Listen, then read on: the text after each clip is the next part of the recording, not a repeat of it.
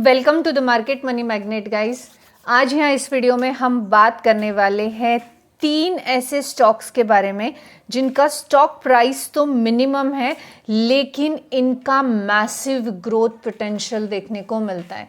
जी हाँ, हम ऐसे 3 स्टॉक्स आज हमने निकाले हैं जिनमें ग्रोथ पोटेंशियल तो अच्छा है लेकिन स्टॉक प्राइस इनका बहुत छोटा है। अब इसके पहले मैं एक डेफिनेटली यहाँ पे डिस्क्लेमर देना चाहूँगी कि लो प्राइस स्टॉक्स जब ढूंढते हैं जिनमें ग्रोथ स्टॉक्स अच्छा हो, ये बहुत रिस्की स्टॉक होते हैं क्योंकि ग्रोथ पोटेंशियल अच्छा है लेकिन उस ग्रोथ पोटेंशियल को कंसिस्टेंसी से ग्रोथ लेवल पर लेकर जाना ये थोड़ा रिस्की काम होता है। अगर कंसिस्टेंसी से किसी स्टॉक्स में ग्रोथ हो जाए तो डेफिनेटली यही स्टॉक आगे चलकर आपको ब्लू चिप स्टॉक्स में कन्वर्ट होते हुए देखने को मिलते हैं। तो हम जो स्टॉक्स देखने वाले, इनका स्टॉक प्राइस अराउंड 200 रुपए के आसपास देखने को मिल रहा है, कम है लेकिन ग्रोथ पोटेंशियल इसमें अच्छा है। ग्रोथ ओरिएंटेड स्टॉक देखने को मिलता है और ये वीडियो या ये पिक सिर्फ एजुकेशनल पर्पस से है, किसी भी तरह का कोई भी बाइंग एडवाइस यहाँ पे मैं नहीं दे रही हूँ। तो चलिए हम देखते हैं कि इस लिस्ट में हमारा सबसे पहला स्टॉक कौन सा है। इस लिस्ट में जो सबसे पहला स्टॉक है वो है IDFC first bank limited. IDFC first bank limited का मार्केट कैप अगर हम देखें तो 67,318 करोड़ का मार्केट कैप है। स्टॉक पी 46 है, जबकि ROCE की अगर हम बात कर ले तो 6.22 है और ROE 4.21 है। अर्निंग पर शेयर की बात करें तो 96 का अर्निंग पर शेयर देखने को मिलता है। फेस वैल्यू IDFC बैंक का 10 है, यानी आने वाले समय में स्प्लिट का बेनिफिट यहाँ पे हमें देखने को मिल सकता है। वहीं दूसरी तरफ डेप की बात कर ले, जैसे कि बहुत से लोग बोलेंगे 6.85% का डेप है, लेकिन डेप जो है ये किसी भी बैंकिंग स्टॉक या फाइनेंस सेक्टर से रिलेटेड स्टॉक्स होते हैं, इनमें डेप हमें देखने को मिलता है विच इज़ कंसिडरेबल। हम इसको यहाँ पर ये नहीं बोल सकते कि ये डेप जो है ये हमें यहाँ पर एक प्रॉब्लम वाला, कंसर्न वाला इशू देखने को मिल रहा है, ऐसा डेफिनेटली यहाँ पे हम नहीं कंसिडर करेंगे। करंट असेट्स की बात करें तो 31,006 करोड़ के करंट असेट्स है। इन्वेंट्री यहाँ पे नहीं है, पेट्रोस्की स्कोर के हिसाब से बॉर्डर मार्क्स है, यानी पेट्रोस्की स्कोर के हिसाब से ये लॉन्ग टर्म के लिए फिट बैठता हुआ हमें देखने को मिल रहा है। Current stock price IDFC bank का 78 रुपीज़ का हमें देखने को मिलता है। अगर IDFC बैंक का हम शेयर होल्डिंग पैटर्न देख ले तो बहुत सारे लोग ये कंसर्न करते हैं कि प्रमोटर का होल्डिंग ज़ीरो है। जी हाँ, प्रमोटर का होल्डिंग डेफिनेटली ज़ीरो है, लेकिन जहाँ पे इंडियन मार्केट से आउटफ्लो हो रहा था FII का, वहीं पे यहाँ पे FII की जो होल्डिंग है ये बढ़ रही थी। 35.60% के FII से 20% के यहाँ पे DIS देखने को मिल रहे और गवर्नमेंट 7% देखने को मिलती है, पब्लिक 35% है, यानी करीबन 56% का होल्डिंग FII और DIS का यहाँ पे देखने को मिलता है। 56% का होल्डिंग्स इंस्टीट्यूशनल इन्वेस्टर का स्टॉक में देखने को मिलता है। तो इस स्टॉक में डेफिनेटली ऐसी कोई बात है जो आपको और मुझे डेफिनेटली नहीं पता है, लेकिन ग्रोथ पोटेंशियल के हिसाब से आप अगर पूरा फंडामेंटल एनालिसिस देखोगे तो ग्रोथ पोटेंशियल ये स्टॉक का अच्छा है और कंसिस्टेंसी से अच्छा करने का पोटेंशियल ये रखता है।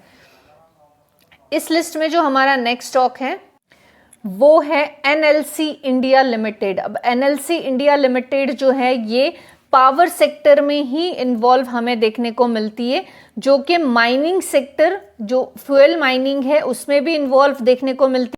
लीजनेट का माइनिंग और जनरेशन ऑफ पावर, ये दोनों में हमें ये कंपनी इन्वॉल्व देखने को मिलती है। इसका मार्केट कैप 33,660 करोड़ का देखने को मिल रहा है। स्टॉक P12 है, ROCE 10 है, ROE 14 है, जो कि अच्छा देखने को मिलता है। करंट स्टॉक प्राइस 243 रुपीज़ का है, फेस वैल्यू 10 है, यानी यहाँ पे आपको स्प्लिट का बेनिफिट भी मिल सकता है। डिविडेंड यील्ड 1.22 है, कंसिस्टेंसी से डिविडेंड पेइंग स्टॉक ही हमें देखने को मिलता है।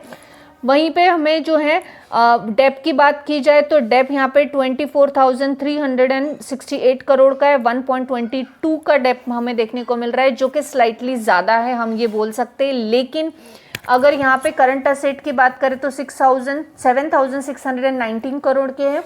इन्वेंट्री 1,944 करोड़ की है। पेट्रोस्की स्कोर के हिसाब से लॉन्ग टर्म के लिए फिक्स बैठता है या परफेक्ट बैठने वाला ये स्टॉक हमें देखने को मिलता है।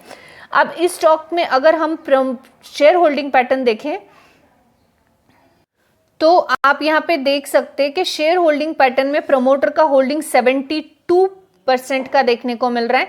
एफआईएस यहाँ पे 3.25% के हैं, डीआईएस 13.86% के, यानी करीबन 17% के इंस्टीट्यूशनल इन्वेस्टर्स इसमें देखने को मिलते हैं। कंपल्सरी गवर्नमेंट इसमें भी 4% से ज़्यादा देखने को मिल रही है और ऐसे स्टॉक्स में पब्लिक जो है कम ही देखने को मिलती है। तो फंडामेंटल्स के हिसाब से भी पूरे फंडामेंटल्स डेफिनेटली हमने कवर नहीं किए हैं। मैंने जो स्टडी किए उस हिसाब से फंडामेंटल्स ग्रोइंग मैनर में है।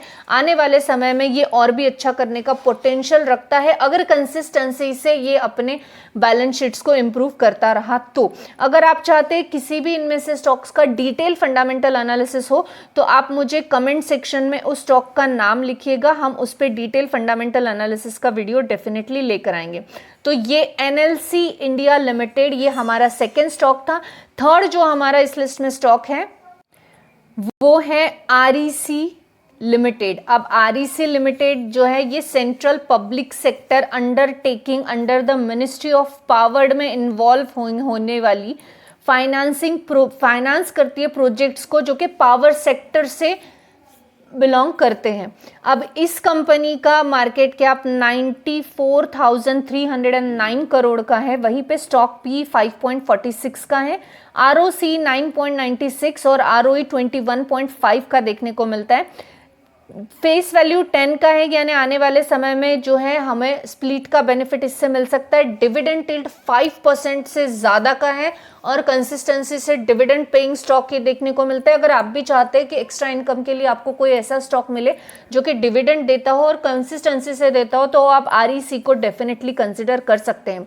वहीं पे अगर डेप की बात की जाए तो डेप इसमें हमें थोड़ा सा ज़्यादा देखने को मिलता है, लेकिन ये भी एक तरह का हम बोल सकते हैं लोन डिस्ट्रीब्यूशन यानी फाइनेंस से रिलेटेड कंपनी है, तो इतना डेप हमें एक्सपेक्टेड इस कंपनी से देखने को मिल सकता है। तो यहाँ पे हम डेप को ऐसे बहुत ज़्यादा वैल्यू देके कंसिडर डेफिनेटली नहीं कर रहे हैं। पेट्रोस्की स्कोर के हिसाब से एकदम नंबर लाइन पर है, तो हम इसको यहाँ पे ये नहीं बोल सकते कि पेट्रोस्की स्कोर के हिसाब से ये परफेक्ट बैठता है, लेकिन हाँ बॉर्डर पर नंबर है। अगर पेट्रोस्की स्कोर थोड़ा सा बढ़ जाता है तो हम इसको और भी सिक्योर मान सकते हैं। अगर हम शेयर होल्डिंग पैटर्न की बात कर ले आरईसी लिमिटेड के, तो प्रमोटर का जो होल्डिंग है ये 52.63% का है। एफआईएस यहाँ पे भी 17.97% है, डीआईएस यहाँ पे जो है 15.86% है, यानी कहीं ना कहीं हम ये बोल सकते हैं 33% के यहाँ पे इंस्टीट्यूशनल इन्वेस्टर्स इन्वॉल्व देखने को मिल रहे हैं। गवर्नमेंट 0.05% ही है और पब्लिक जो है 13.48% की है। तो शेयर होल्डिंग पैटर्न भी आरईसी लिमिटेड का बहुत बढ़िया देखने को मिलता है। अगर हम तीनों स्टॉक को शॉर्टली देख ले तो यहाँ पे मैं आपको बता दूं ग्रोथ थीसिस जो है ये बैंक का कैपिटल बढ़ रहा है, PE money coming in and expand its to loan book, तो ये सबसे प्लस पॉइंट होता है जिसकी वजह से हमने इस स्टॉक को आईडीएफसी फर्स्ट बैंक को सिलेक्ट किया है, क्योंकि इसका पी मनी जो है ये अब बढ़ रहा है, आ रहा है और उस वजह से लोन बुक एक्सपांड हो रही है। रिस्क इसमें क्या है कि ये माइक्रो फाइनेंस सेगमेंट की स्ट्रेस है इसमें, और इस वजह से ड्रैग या क्रेडिट कॉस्ट, और ये भी हो सकता है क्रेडिट कॉस्ट वॉयलेट हो जाए और लोन बुक पे जो स्ट्रेस है या इनका जो क्रेडिट रिटर्न आना है इसमें से पूरा क्रेडिट ना आए, बट ये हमें डे टू डे आने वाले समय में पता चलेगा। फिलहाल हमने इसको चूज करने के पीछे हमारा एक्सपांडेड लोन बुक था और इसमें जो रिस्क है वो भी मैंने आपको यहाँ पे बता दिया। जो सेकेंड स्टॉक हमने देखा था वो था NLC India limited. NLC India limited का ग्रोथ थीसिस ये है कि इसका कैपेक्स प्लान जो है एनएलसी इंडिया का ये 1.25 लाख करोड़ का देखने को मिलता है by 2023, which is very huge. और अगर ये स्ट्रॉन्ग पुश इनको मिलता है तो ये डेफिनेटली ये चीज़ को सक्सेसफुली कंप्लीट करके बता सकते हैं और बताने का पोटेंशियल रखते हैं। बॉटम लाइन ये है कि एनालिसिस्ट और एक्सपर्ट का स्ट्रॉन्ग रेगुलेटेड है कि इक्विटी ग्रोथ में और कंपनी के डाइवर्सिफिकेशन की वजह से ये एक ग्रीन फ्लैग एनर्जी में बढ़िया काम कर सकता है और आने वाले समय में भी कर सकता है। उसके अलावा रिस्क से एग्जीक्यूशन रिस्क हमें देखने को मिलता है कैपेक्स का, और हाई इंटरेस्ट कॉस्ट भी रेगुलेटरी रिस्क के अंडर हमें देखने को मिल रही है। यहाँ पे हमने इसकी बॉटम लाइन, ग्रोथ थीसिस यानी हमने क्यों चूज किया है, और रिस्क, तीनों भी चीजें एक्सप्लेन की है। यहाँ पे हमारा थर्ड जो स्टॉक था वो है REC। अब REC जो है, इसमें ग्रोथ थीसिस हमारा देखने का जो नजरिया था वो था finance, power, infrastructure, transmission and distribution में ये कंपनी काम करती है, और इस प्ले में इंडिया में लॉन्ग टर्म इंफ्रास्ट्रक्चर और रिन्यूएबल बिल्ड आउट हमें देखने को मिलता है, जिस वजह से आने वाले समय में ये चीज बढ़िया काम कर सकती है। अब फाइनेंस कंपनी है तो ग्रोथ डिपेंड करेगी प्रोजेक्ट्स के अप्रूवल पे और रीपेमेंट और रिस्क ऑफ बोरोवर्स पे। ये दो रिस्क इसमें डेफिनेटली देखने को मिल सकते हैं। अब कुछ इंपॉर्टेंट कंसिडरेशन करना चाहिए if you are thinking to buying this stock और कंसिडरिंग फॉर द स्टडी। तो ये 3 स्टॉक जो हमने सिलेक्ट किए, इसमें आपको लो शेयर प्राइस, इसका मतलब ये नहीं होता कि शेयर हमेशा अच्छा है, ग्रोथ हमेशा अच्छा होगी, या ये एक अपॉर्चुनिटी ही है कि इसको बाय कर लिया जाए। लेकिन हाँ, एक चीप स्टॉक एक रीजन हो सकता है कि आप उसको एक अच्छे तरह से स्टडी करो। अब लिक्विडिटी रिस्क यानी स्मॉलर और लोअर प्राइस की जो ग्रोथ होती है स्टॉक में, वो मोर वोलेटाइल और लेस लिक्विडिटी में भी हो सकती है, लेस लिक्विड भी हो सकता है। तो आपको ये चीजें पहले कंसिडर करनी है बिफोर यू बाइंग और studying this stock. Execution risk की बात कर ले तो एक बड़ा प्लान है जो कि कैपेक्स में हमें देखने को मिलता है। जो कैपेक्स होते हैं रिन्यूएबल एनर्जी के, ये वैल्यूएबल है अगर वो एग्जीक्यूटेड अच्छे से किए जाए तो। अगर कंपनी वो चीज नहीं कर पाए तो वहां पे वो रिस्क बना रहेगा कि कंपनी का ग्रोथ वहां पे रुक सकता है। अब माइक्रो इकोनॉमिक रिस्क की बात करें, जैसे कि बैंकिंग सेक्टर, IDFC जो हमने चूज किया था, वो डिपेंड करता है क्रेडिट एनवायरनमेंट पे। इंफ्रास्ट्रक्चर फाइनेंसिंग जो हमने सिलेक्ट की थी यानी REC स्टॉक, ये डिपेंड करता है गवर्नमेंट प्रोजेक्ट्स पे, और प्रोजेक्ट जो पावर से रिलेटेड होंगे।